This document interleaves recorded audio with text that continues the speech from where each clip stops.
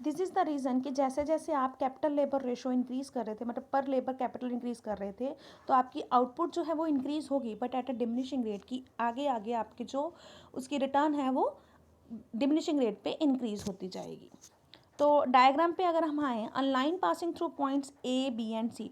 What are the point A B and C? ये जो हमारी कर्व है, द कर्व टी कर्व, ये आपको रिप्रेजेंट कर रही है कि आपकी जो है वो आउटपुट पर हेड कितनी आएगी, जो इंक्रीजिंग रिटर्न पे डिक्रीजिंग रिटर्न्स पे फॉलो करते हुए, डिमिनिशिंग प्रोडक्टिविटी को फॉलो करते हुए, जैसे जैसे आप अपने फैक्टर को बढ़ा रहे हो, आपकी आउटपुट जो है इंक्रीज कर रही है बट एट इंक्रीजिंग रेट, इसीलिए जो है इस शेप में जा रही है।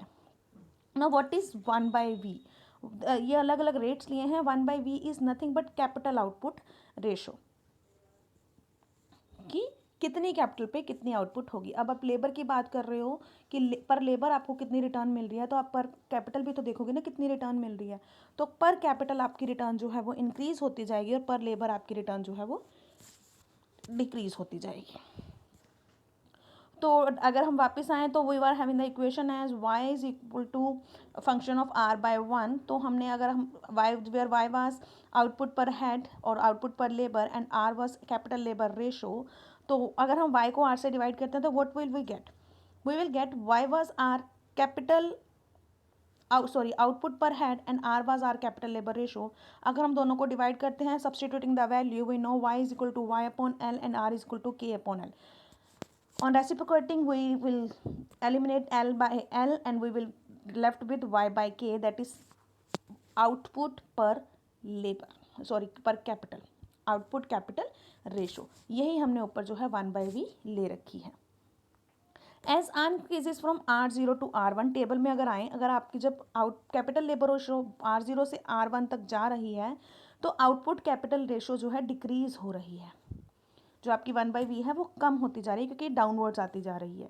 And capital ratio, output capital ratio decrease होती है लेकिन कैपिटल आउटपुट रेशो इंक्रीज होती है। What does it means? Output capital ratio का मतलब है पर कैपिटल आपको कितनी आउटपुट मिल रही है वो डिक्रीज होती जाएगी, क्योंकि पर कैपिटल आउटपुट की जो रेशो है डिमिनिशिंग रिटर्न फैक्टर्स को फॉलो करते हुए डिक्रीज होगी।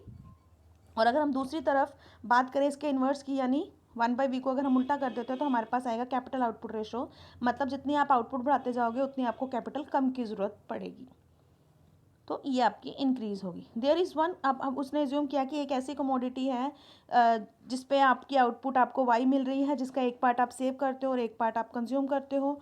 तो यहाँ से पता लगा कि जो हमारी सेविंग है that is a function of income, but not the all income is consumed but a part of that income is consumed. So saving is a function of Y, that is saving is equal to small S Y, S is a part of income which is saved.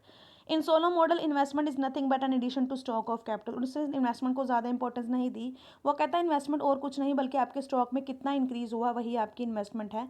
जैसे कि आपके पास अगर 2 machines थी, आपने जब business शुरू किया इस साल का, तो बिज़नेस के एंड में, इस साल के एंड में आपके पास 4 मशीन्स रह गई, तो दैट मीन्स आपके पास कितना इंक्रीज़ हो गया स्टॉक? 2 मशीन्स का इंक्रीज़ हुआ। ये 2 मशीन्स आपने इस साल जो है इन्वेस्ट करी थी, तो ये जो आपका स्टॉक में चेंज आया, ये nothing, it is nothing but your investment.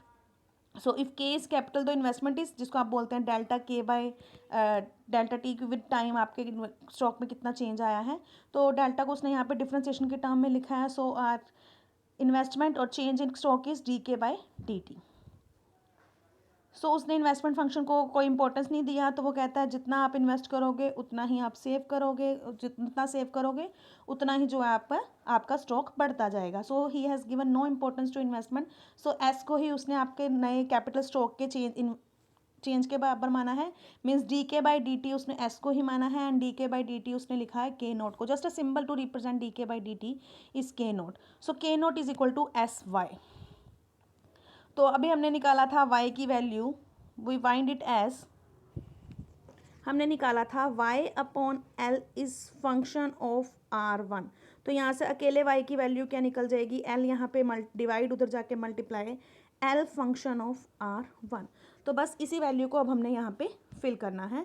We get the value as saving is a part of income and saving is nothing but change in stock, and change in stock को ही उसने लिखा है के note से। So you can say that k note is equal to y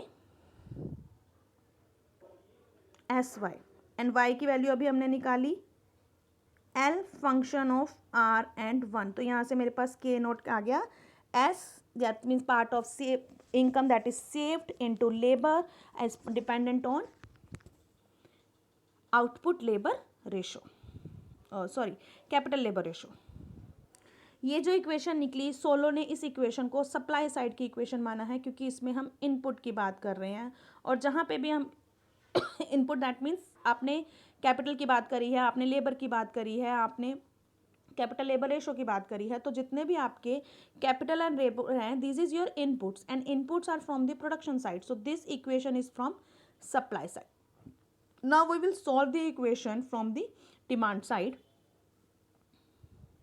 On demand side, Harrod assumes that in Harrod model, Harrod assumes that there is a constant supply of labor, कि labour एक जो है constant rate पे increase करती है।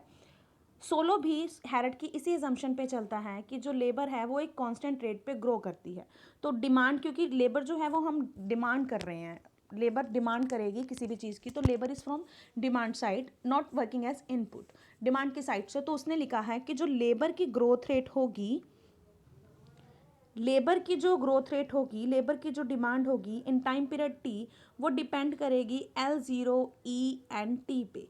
L0 मतलब starting में आपकी लेबर कितनी थी, मतलब एक प्रपोर्शन ऑफ लेबर, E मतलब एक्सपोनेंट, N मतलब एक फिक्स्ड प्रपोर्शन ऑफ लेबर है कि इससे ज़्यादा आप लेबर को इंक्रीज नहीं कर सकते। मार्केट में आप एक लिमिट से ज़्यादा लेबर कहाँ से क्रिएट कर लोगे, you can't create labour by yourself. तो LT is equal to L0 E and T, taking log on both sides we will get